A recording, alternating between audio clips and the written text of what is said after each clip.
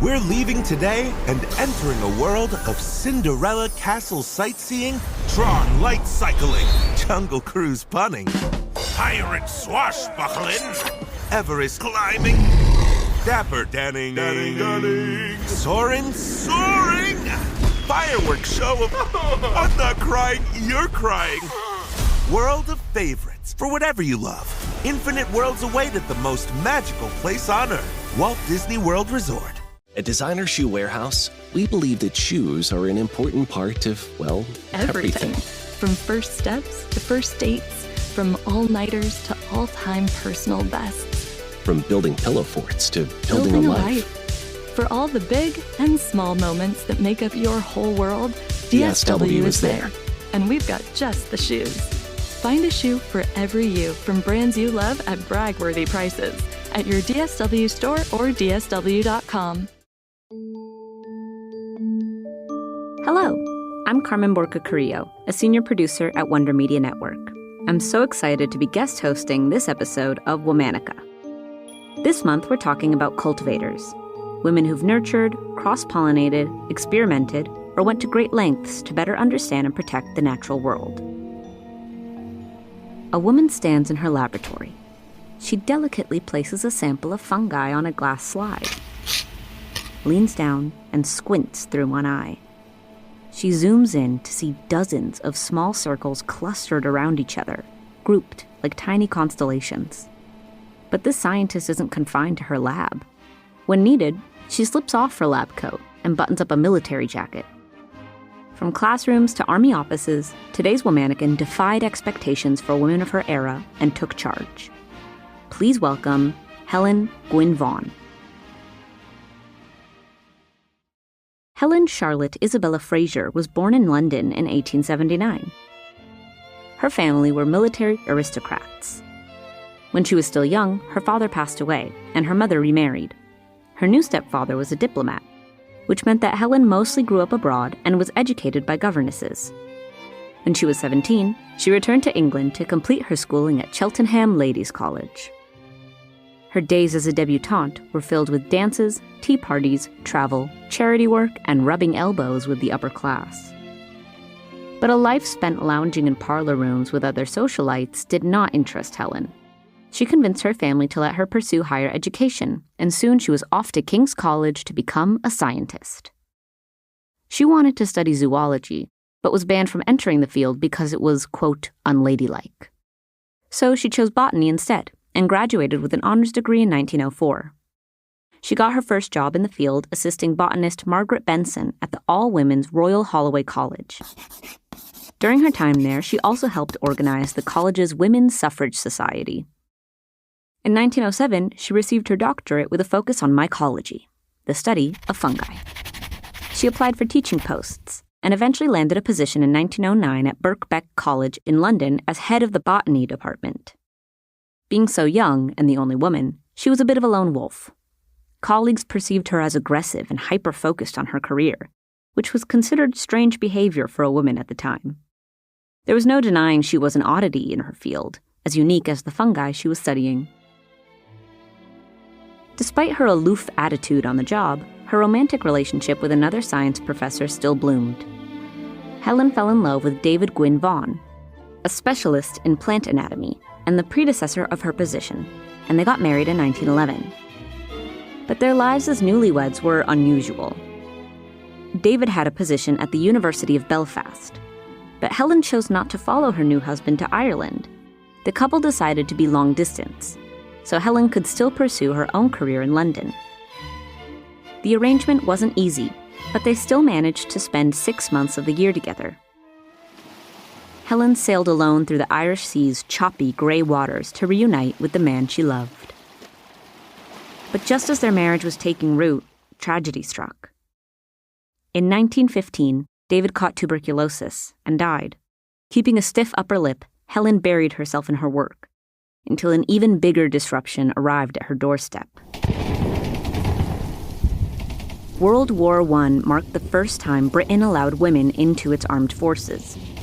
Women served as nurses, cooks, cleaners, and handled administrative tasks throughout the war. In 1917, Helen walked out of the laboratory and into the Army offices. Due to her family's military connections, she was appointed Chief Controller of the Women's Army Auxiliary Corps, or the WAC. Her first task was to design the uniforms these women would wear. Helen wanted a design that communicated respectability and discipline. WAC women marched in lockstep in their simple black shoes. Helen designed their coats without a breast pocket and with their skirts exactly 12 inches from the ground. Their caps each had a small black veil attached in the back. With 10,000 women in the WAC under her leadership in France, Helen ran a tight operation. Much of her work was managing men's expectations for the women in her charge, that they were weak and only there to have relations with male soldiers. Instead, she advocated for her ranks to have more responsibility.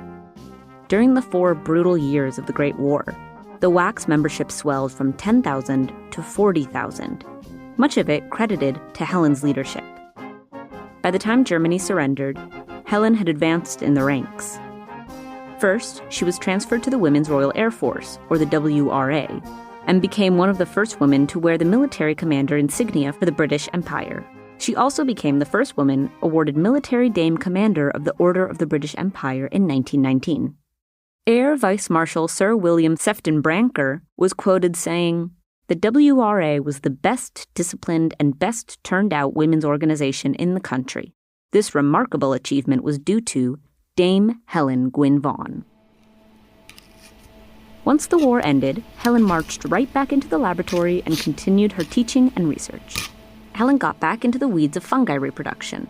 Hunched over in her lab, drawing samples and drafting sketches of what she saw, she worked to understand the germination process of fungi and how long microscopic filaments called hyphae branch together to form the bodies of fungi. In 1922, she published her first textbook. Helen's work zeroed in on how fungi are structured, reproduce, and interact with other organisms. She continued to publish numerous other articles and another textbook. In 1928, she became president of the Mycological Society, and a year later, she was made a dame again, this time for her scientific research. Now a double dame and an acclaimed author, Helen was ready when war came knocking a second time. When World War II broke out in 1939, Helen, once again, put down her tools and dusted off her military coat. This time, she was put in charge of the Auxiliary Territorial Service. Her new rank basically made her a major general, overseeing over 200,000 women. During this time, she advocated for female volunteers to earn full military status, just like men.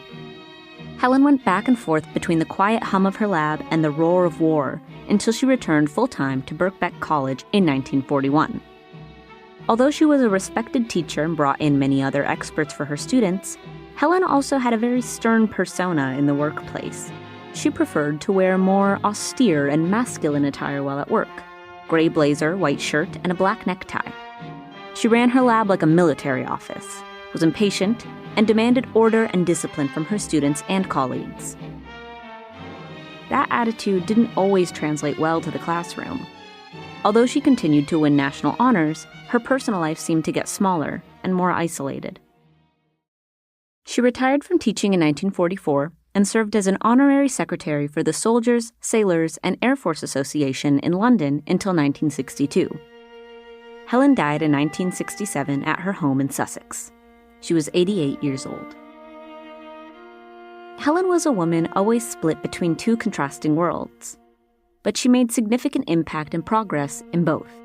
Not only did she pave the way for military careers for British women, her research on mycology is still vital to today's scientists. She even had a few species of fungi named after her. All month, we're talking about cultivators.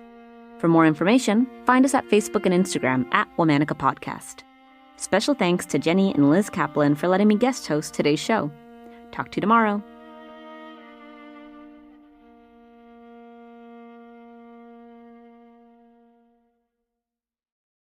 With the best all-inclusive vacation deals to Mexico and the Caribbean, booking your getaway with Cheap Caribbean Vacations means you have more freedom to do your deal. Whether you want to enjoy snorkeling, endless margaritas and more, or simply soak up the sun and sand in a tropical paradise, Cheap Caribbean Vacations has your deal for that.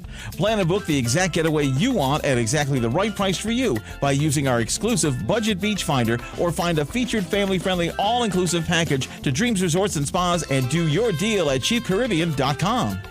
This message comes from Greenlight. Ready to start talking to your kids about financial literacy? Meet Greenlight, the debit card and money app that teaches kids and teens how to earn, save, spend wisely, and invest with your guardrails in place. With Greenlight, you can send money to kids quickly, set up chores, automate allowance, and keep an eye on what your kids are spending with real-time notifications. Join millions of parents and kids building healthy financial habits together on Greenlight. Get started risk-free at greenlight.com/iHeart.